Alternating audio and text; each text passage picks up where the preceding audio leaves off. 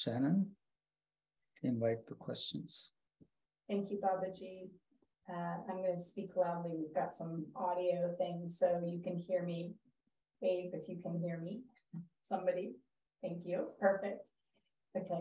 If you'd like to speak with Babaji directly, you can let me know by chatting me. And if you'd like me to relay a question to Babaji, I'm happy to do so. You can chat that to me as well.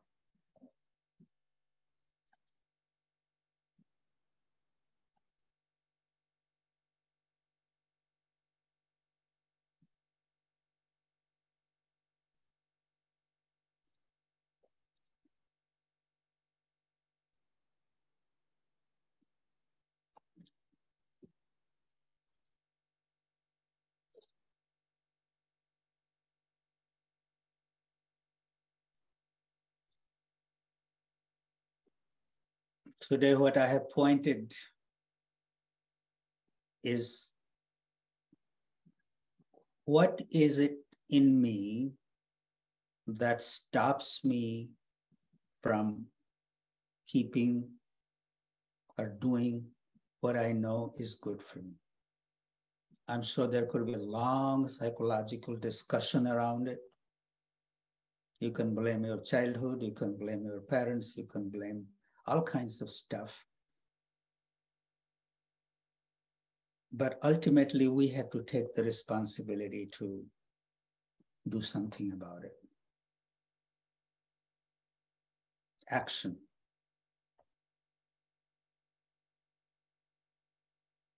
The questions are beginning to come in, Babaji. The first actually is a comment. It says, this Sunday satsang is my only practice at this point in my life, and I treasure it. Thank you so much, Babaji.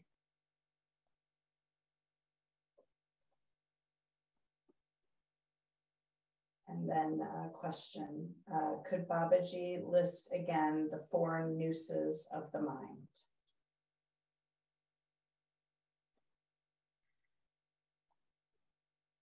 Whenever you want to bring something new that is good for your well-being,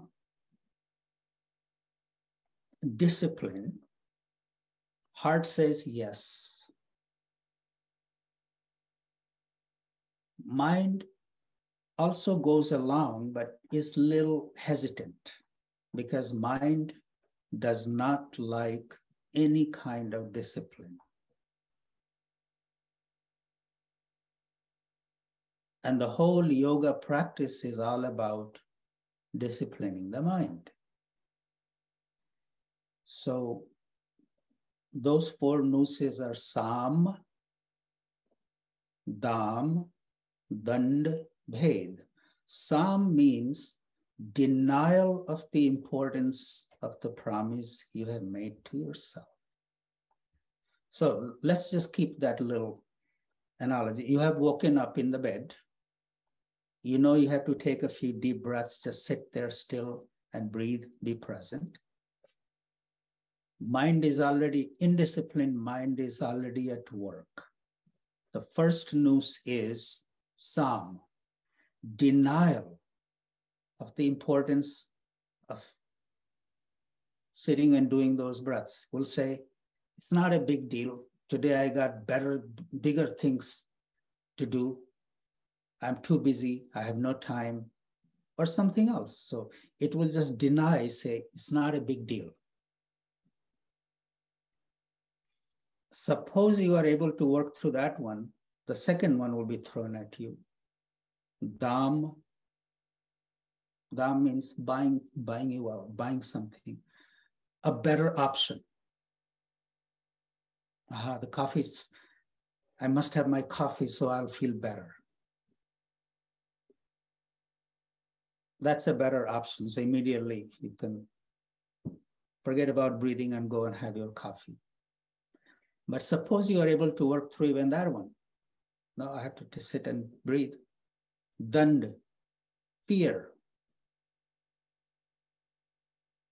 If I don't jump up right now, I'll miss out on something.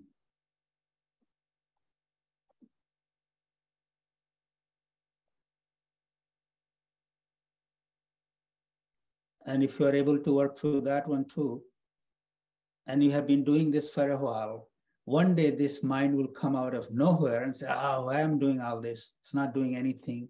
I'm different. It's not for me. That's bhed, separation. It puts you in a box. That I'm a this, that's not for me. So denial of the importance of the promise I have made, better option, some kind of fear, and separation. These are the four nooses of the mind that are always at work that stop me from keeping the little promise I make to myself. And what this is the first principle of honoring yourself, loving yourself, respecting yourself, keeping the promise you make to yourself. We all want to do that. We all want to love ourselves, respect ourselves. But just wanting and wishing is not enough. We have to do something. This is why I introduced the simplest little practice that everybody can do. And if I'm not doing it, then it's for you to look at yourself. Which of the four nooses are at work?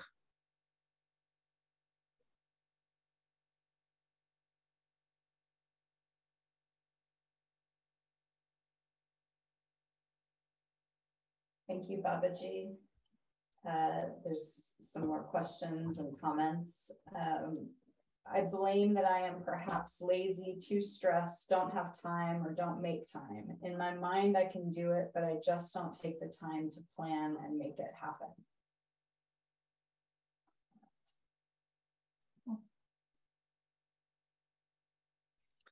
I think this little practice that I share, that as soon as you wake up, sit in the bed, stretch your knee out so mind doesn't have any excuse that I can't sit in a lotus so I can't meditate.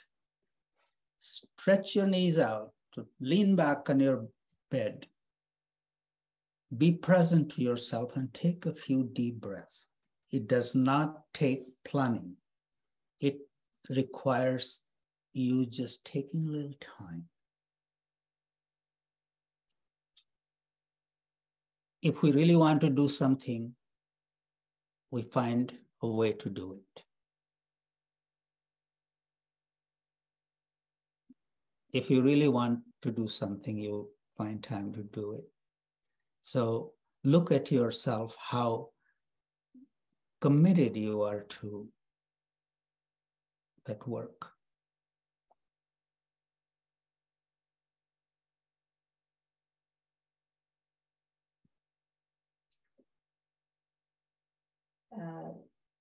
Next, if I'm understanding correctly, Baba proposes that when the urge of procrastination appears, we bow to it, we acknowledge it, but we don't follow that urge. Is that right? Beautifully mentioned, summed up. I like the way you put it. Yes. And then I need to acknowledge fear, and it is often overwhelming. How can I address this?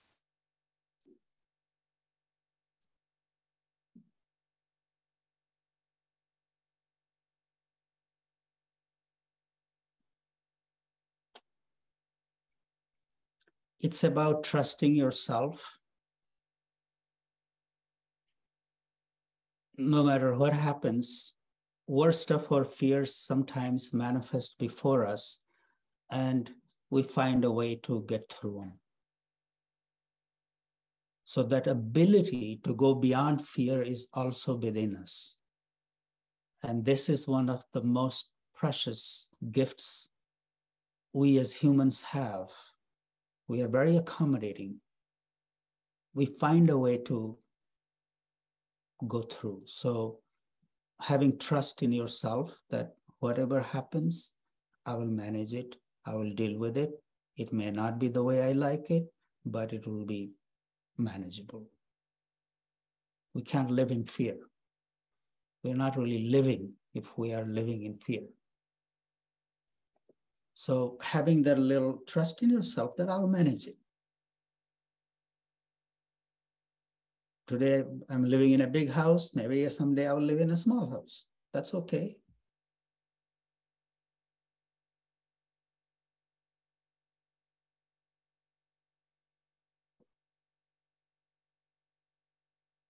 We are very accommodating. We live through whatever comes. Just have trust in that.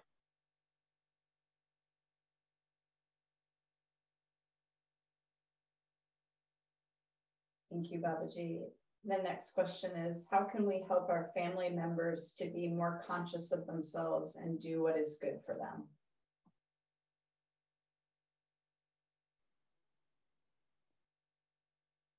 By being a good role model. Just by being a good role model.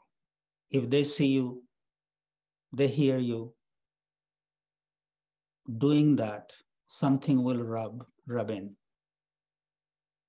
So by telling,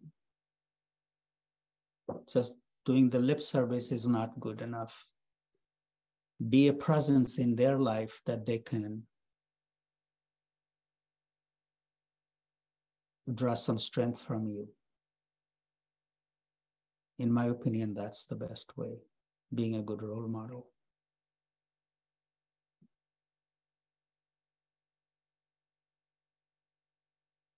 That's all the questions, Babaji.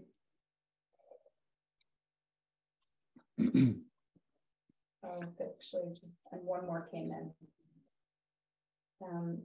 As a Black man, I feel I have to constantly readjust my goals and expectations. This creates procrastination tendencies I might even translate into fear. How to overcome this? First, take out that label. You're Black man, white man, just be a person. And every soul has its own journey. Ask yourself, what can you do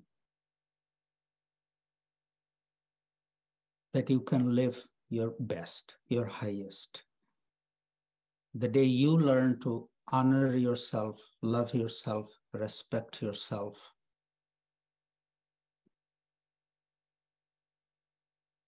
you won't need any label.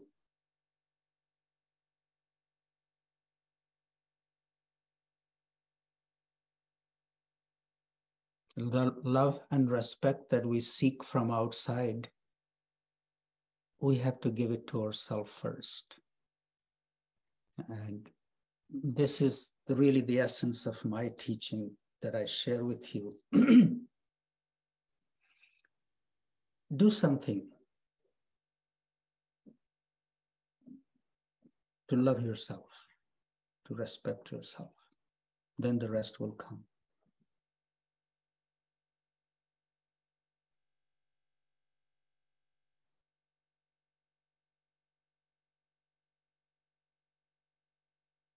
Your personal practice to connect with yourself is the first step.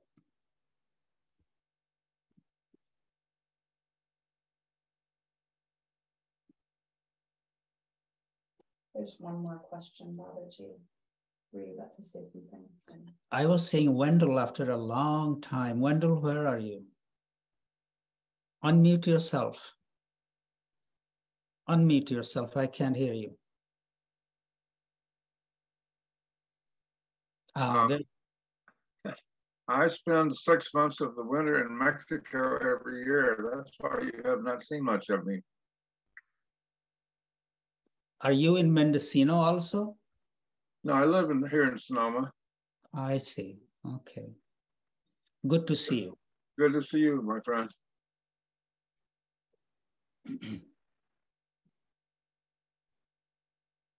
Marianne, how are you?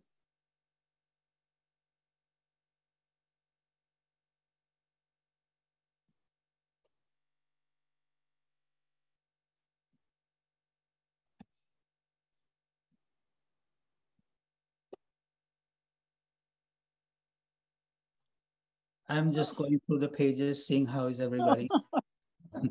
I'm fine, Baba.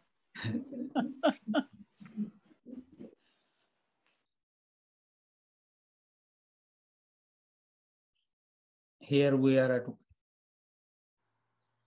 Bruce, are you there? Bruce Roberts? I'm here. It's good to hear your voice, Bruce. Good to be with you again.